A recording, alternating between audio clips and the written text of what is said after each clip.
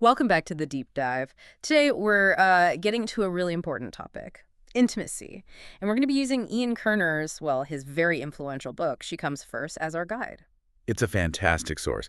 And our mission for you, the listener, is really to unpack um, this pretty revolutionary idea Hmm. that prioritizing female sexual satisfaction is the absolute cornerstone of mutual fulfillment. Right. It's not an afterthought. Not at all. It's about a cultural shift, Yeah. getting away from the old penetration-focused script and moving towards something that's actually backed by science, a pleasure-centered approach. Okay, so let's just dive right in with the reality check. The reason a book like this even needed to be written, the orgasm gap. The orgasm gap, yeah. Yeah. It's stark. I mean, the studies Kerner pulls from, they show a massive disparity. We're talking about data that suggests up to 58% of women don't consistently have an orgasm with a male partner. 58%. It's a staggering number. And it just screams that there's a fundamental misunderstanding, a failure of execution that's rooted in our cultural scripts about what sex is supposed to be. And this isn't a new problem. Oh, not at all. What's fascinating is how far back this understanding goes. The source even touches on ancient Taoists. They had this whole comparison of male yang energy. Right, that easily aroused, easily retreats. Exactly. Versus the female yin energy, which is, slower to arouse, but it has this capacity for much deeper, often multiple orgasms. So by design, we have different pacing. But the cultural narrative has just been all about the yang speed, completely ignoring the yin need for time. Perfectly put. And that biological difference makes time a non-negotiable ingredient.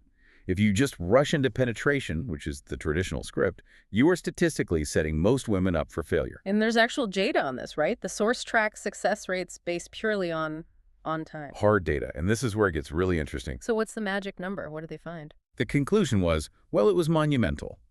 They found that if partners just dedicated 21 minutes or more to focused, non-penetrative stimulation. What we normally call foreplay. Right. If they did that for 21 minutes, only 7.7% of women failed to reach orgasm consistently. Wait. So we go from a nearly 60% failure rate down to under 8%. Just by changing the time commitment, it completely flips the script. That reframes everything. The whole idea of rushing to the main event is just wrong. So the book's philosophy is this mental shift. It's almost like a form of sexual chivalry. It is. The argument is that her satisfaction has to be treated as a prerequisite. It enriches the entire experience for everyone. It's not some box you tick before moving on. It's the goal. And if you don't prioritize it, the whole connection suffers. But time is just one piece of the puzzle. You can spend an hour doing the wrong thing. Yeah. There's also this huge knowledge gap, right? A failure to understand the actual anatomy. A massive one. Okay. And the map for that anatomy starts and ends with one place. The clitoris. Which is, anatomically speaking, the only human organ that exists purely for pleasure. Solely for pleasure. It develops in the same tissue as the penis, but the penis has to juggle, elimination, reproduction, pleasure. The clitoris has one job. Yeah. Masters and Johnson said it gives women an infinitely greater capacity for sexual response. Infinitely greater. That's a powerful statement. So we're talking about an incredibly sensitive structure. What are the numbers on that? The numbers are pretty wild. The visible part, the glans, has over 8,000 nerve fibers. But it's not an island. Those nerves are plugged into a whole network of 15,000 other pelvic nerve fibers. Wow. The author uses this great analogy. Nerves are like wolves or birds. If one starts crying, there goes the neighborhood. You stimulate the clitoris and the entire region lights up. Okay, that makes the stakes really clear. Sure. But to even talk about technique, we have to fix a huge basic mistake people make. The terminology. Vulva versus vagina. Yes. Oh. This is so critical. Using vagina as a catch-all term for everything down there just reinforces this penetration-centric view of sex. So let's be clear for everyone. The vulva is the external part. It's where the clitoris is. Exactly. The vagina is the internal canal. Its main job is reproductive. It's for birth, for sperm. The inner parts of the vagina actually have very few nerve endings compared to the vulva. So if the pleasure is all on the outside and maybe the first third of the inside, why on earth did our culture get so obsessed with the deep internal part? Well, for that, you can pretty much trace a direct line back to Sigmund Freud. Ugh, of course. His whole theory about the mature vaginal orgasm being superior and dismissing clitoral orgasms as infantile, it caused just catastrophic confusion. It basically taught generations of women to ignore their own bodies. To repress their instincts Mm-hmm. and to fake pleasure, to fit a standard that was just made up. The idea that a woman should climax from penetration alone is a Freudian ghost we're still trying to get rid of. But modern science has completely debunked that, right? There's no real distinction. None. It's a bogus construct. Mm. The source argues all female orgasms are fundamentally clitoral orgasms. They all come from that same nerve network. Even the so-called G-spot is likely just the internal roots of the clitoris. Which is why the book suggests we rename the whole thing. Exactly. Rebrand it as the clitoral cluster. And why does that matter? Why is a name change so important for, the person just trying to figure this out? Because it changes the goal. You stop hunting for some mythical single spot deep inside, and you start thinking about stimulating a whole complex system of tissues and nerves both inside and out. It shifts the focus from just thrusting to skilled, focused pressure. Okay, so if the clitoral cluster is the target, then the delivery system needs a serious upgrade. This brings us to a key idea in the book, moving past foreplay and embracing core play. Yes, the distinction is everything. So unpack that. Core play isn't just a fancy word for more foreplay. No, because foreplay implies it's a warm-up, an appetizer before the main course. Core play reframes the act of bringing a woman to orgasm as the main event itself. And for that, the book is very clear. The best tool for the job is the tongue. It's pretty provocative about it. He calls the tongue the most versatile sex organ we possess. So why is it superior to the penis for this specific goal? It's about precision and, frankly, placement. He points out that the penis is just very badly placed, anatomically speaking, to directly stimulate the clitoris during intercourse. But the tongue, it offers incredible precision, it doesn't get tired in the same way, and it doesn't have the same performance anxiety attached to it. And it seems like, based on the women he surveyed, the current execution of this, core play, is not great. It leaves a lot to be desired. The main complaints were inconsistency, impatience, squeamishness, and this is the big one, failing to finish what they started. Treating it like a quick stop on the way to something else. Exactly. Viewing it as something to get through, not something to master. And that's why you need a roadmap. Okay, let's build that roadmap. It starts with setting the stage. Comfort, hygiene. The source really wants to get past any anxiety about natural sense. Right. The mantra is basically, a healthy vagina is a clean vagina. Scent and taste change with diet, hormones, stress. It's all normal. The practical advice is just to get ahead of any anxiety, maybe share a shower beforehand. It builds intimacy and takes that concern off the table. And what about positioning? The book gets really specific about the geometry of the situation. It does, and it's all about optimization. The goal is making sure the giver is comfortable enough to be there for a while. So the recipient lies flat on her back, legs bend, maybe propped up with pillows. That takes the strain off the giver's neck and back. Exactly. If the giver's uncomfortable, they're going to quit too soon. It's about sustainability. Which brings us back to duration. You said 21 minutes was the threshold for success. But what's the actual recommended time for a session? The book's answer is simple and direct, as long as it takes. But there's a window. There's a window.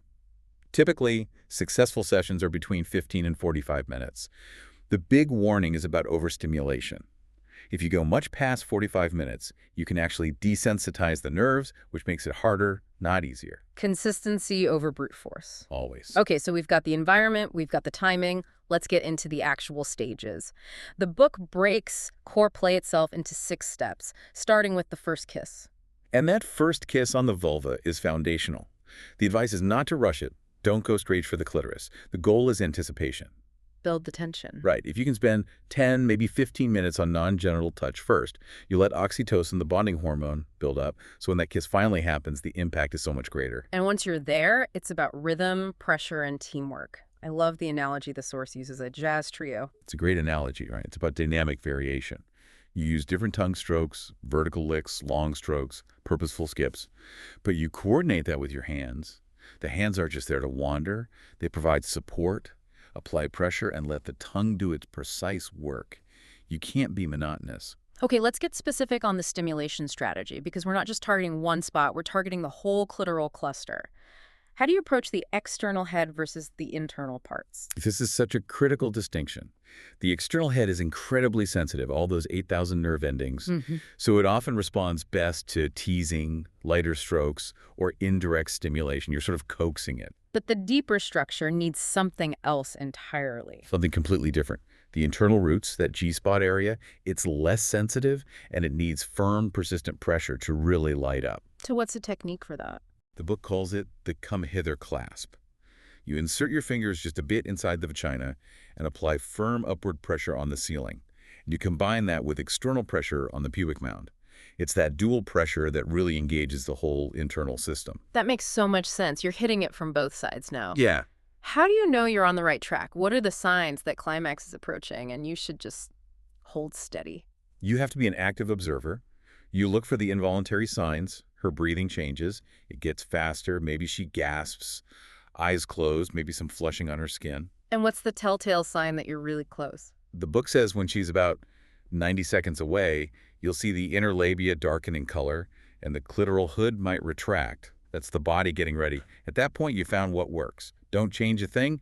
Just maintain that rhythm and pressure until you feel those involuntary pelvic contractions. That's the orgasm. We've made it through core play, but the journey isn't over. The source introduces a final, crucial stage, more play, and it's based on what it calls the snuggle gap. The snuggle gap. It's such a perfect term for the biological reality. After orgasm, men have a refractory period. Their arousal drops off a cliff, and their interest in intimacy can too. But women don't. Not in the same way. They take much longer to return to a pre-aroused state. They often stay receptive to touch, and more importantly, they crave sustained emotional connection. So if the guy just rolls over and goes to sleep, even after a successful core play, he's basically undoing all the goodwill he just built. Completely. And that's why more play is non-negotiable. It's the cuddling, the talking, the simple physical closeness that reinforces the trust and the emotional bond you just spent all that time creating. The book says a man's character is revealed after orgasm. That's right. Engaging in more play is how you show you're erotically civilized. Skipping it, even if the sex was great, can leave her feeling used, lonely, and ultimately dissatisfied with the entire experience. More play seals the deal. And we see this play out in the long-term data on relationships, don't we? We do. The research is pretty clear. Married women report much higher rates of orgasm-like. 3 out of 4 say they always or usually climax. For single women, it's fewer than 2 out of 3. Which suggests there's a joy of repetition. Exactly. In a committed relationship, you develop this deep, intuitive understanding of each other. You learn the map by heart, and that leads to more consistent success and satisfaction. So, wrapping this all up for you, what this deep dive really gives us is a clear, actionable roadmap. To get this right, you have to prioritize anatomical knowledge, put in the dedicated effort for core play, and then seal it with emotional commitment in more play. The science is all there. We've moved past the old myths of the vaginal orgasm to the reality of this powerful clitoral cluster. The path is through precise, patient, skillful stimulation. But here's the final thought, and this is where it gets really interesting. The source makes a beautiful point. Every woman's orgasm is a unique event. It's like an orgasmic fingerprint. So now that you understand the mechanics, the map, the timing, the techniques, the real challenge begins. It's moving beyond a checklist. It's about embracing the complexity of discovery. The source uses this wonderful word, infractuous. It means full of twists and turns. And that's what this journey is. It requires constant, respectful exploration and adaptation to your partner. So having the map is step one. The real, beautiful, lifelong challenge is learning to navigate that intricate journey together. What unique patterns will you discover? Time to go exploring. We'll see you next time on The Deep Dive.